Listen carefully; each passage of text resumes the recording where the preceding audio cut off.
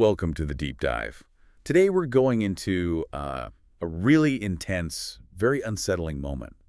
We're looking at the last few hours in the life of Joelle Van Dyne right before she attempts a premeditated self-cancellation. And the setting is key. She's not alone in a room somewhere. She's at a party. Right, which somehow makes it all the more stark, doesn't it? Absolutely. We find her at this party on the fringes of the Back Bay in East Cambridge, but she is completely withdrawn, just observing everything from this position of, well, of real physical discomfort. And the details of that discomfort are so specific. She's sitting in one of these bizarre chairs. Yeah, the molded fiberglass ones. They're shaped like famous film directors. But she's not just in a chair. She is literally perched in the lap of Méliès with Cukor and Murnau on either side of her. It's incredibly unnerving, these icons of creation, of vision, and she's using them as the backdrop for her own ending. Her own uncreation, almost. Right.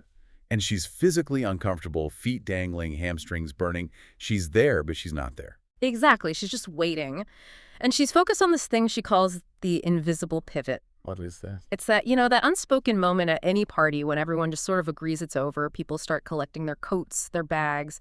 She sees this deep sadness in that natural conclusion, and she's just sort of contrasting it with her own much more absolute ending that she has planned. Let's unpack her psychology in that moment, because she pushes back against a pretty common myth. This idea that people get really generous or, focused on others right before they attempt suicide. She thinks that's a pernicious myth. That's her word for it. For her, the reality is that those final hours are an interval of enormous conceit and self-involvement. It all turns inward. Completely. Everything shrinks down to the self, to the plan. She describes it as watching this stuttering, internal 16-millimeter film of her life playing out behind her linen veil. Ah, the veil.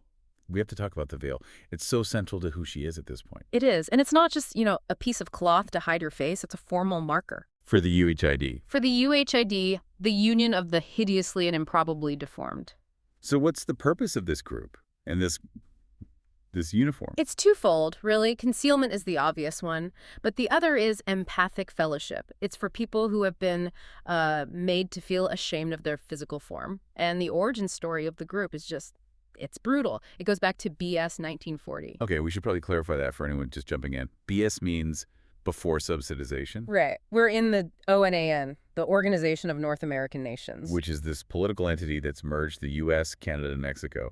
And a key feature is that they've commercialized time. Exactly. So years have corporate sponsors. You have the year of the Whopper, the year of the Depend adult undergarment. BS is just the old calendar before all that. Got it.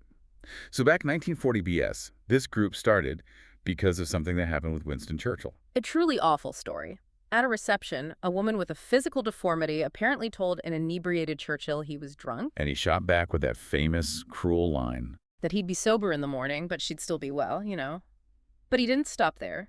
He then extinguished his cigar in her glass of sherry. Oh, that's just... And then placed a napkin over her face. Delicately, as the story goes. So the UHID was born out of that act of institutionalized cruelty, a way to reclaim concealment without shame. Exactly. And Joelle, who in her past was known for this almost impossibly disruptive beauty, is now a member. She wears the veil. And that connects her to her host for the party, Molly Notkin. It does. Molly has photophobia, a severe fear of direct light. So Joelle sees them as sisters, sororal twins. Both of them are hiding in their own way. And this idea of being, I guess, fundamentally damaged or different, right? It feeds into this really intense personal philosophy Joelle has developed. It's this singular theory of heredity she has. It's a lot to unpack. Yeah, it's not a straight line, right? It's branching. It's branching, and she believes that at some point, way back, there were only two really distinct individual people. And every single human difference we see today comes from that original split. The ultimate binary. Yes. The whole and the partial. The damaged and the intact, the performer and the audience. For her, the world is fundamentally not worth moon. Two, not one. And she sees herself as firmly, irrevocably on the damaged side of that split. Which, in her mind, completely justifies the veil, the UHID, the withdrawal. It's not a choice. It's her basic nature. So that's the internal landscape. But to get to this party, she has to walk through the external world. Let's trace that journey. Okay, so she gets off the red line at the downtown stop. And she walks with what's described as a self-conscious and kind of formal stride. And you immediately get this huge contrast in the environment. A huge one. She starts on Charles Street, and it's all very upscale. Scenic glazed streets, quaint colonial signs, that whole aesthetic. But then, as she gets closer to Boston Common, that veneer it peels away. It really does. Suddenly there's sodden litter, and you see people sifting through IWD dumpsters. IWD being the Empire Waste Displacement Company, the mega corporation that handles all the garbage. All of it.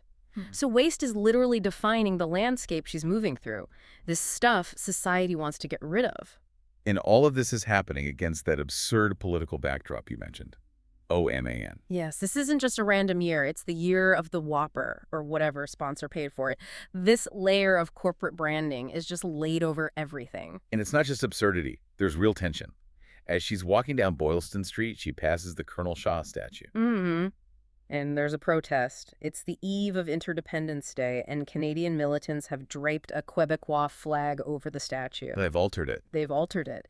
The blue irises in the fleur-de-lis have been changed to these angry red blades. And what's so telling is the police response. Totally. The cops are all focused on getting this anti-ONAN flag down. That's the priority. Meanwhile, they're completely ignoring the drug dealers right outside FAO Schwartz. Right there. Described as horrifically skinny blue-black boys selling what's only called a certain material with this board-blank important gaze. The actual human decay is invisible to the authorities. They're just focused on the symbolic political problem. And it's in this exact environment, this mix of political theater and ignored reality, that she sees something that just stops her in her tracks. The advertisement. Or the anti-ad, as she calls it. Describe this thing. It's doubly strange. It's a humanoid figure, like a mannequin but better, of a man in a wheelchair. And his face is just, it's red with this terrible joy. It could be ecstasy or a seizure. His arms are up. Raised up, yeah. In submission or maybe triumph, you can't tell. And the most important part is what he's holding. There's a slot in his palm, and sticking out of it is a blank black film cartridge case. No label, nothing. And she interacts with it. Yeah. She stops, takes the cartridge out, looks at it, and puts it back. Which is just this painful echo of her past with Jim Incandenza, the filmmaker. Her former lover. The one who filmed her for his last legendary unseen movie. Yeah. The one she thinks of as Infinite Jim. Right. And she has this suspicion that his work, that final film, was meant to be a kind of cage for the viewer. Something so compelling you couldn't look away, ever. So this ad is like a ghost from her past, showing up right before she tries to follow his path out. It's screaming at her silently.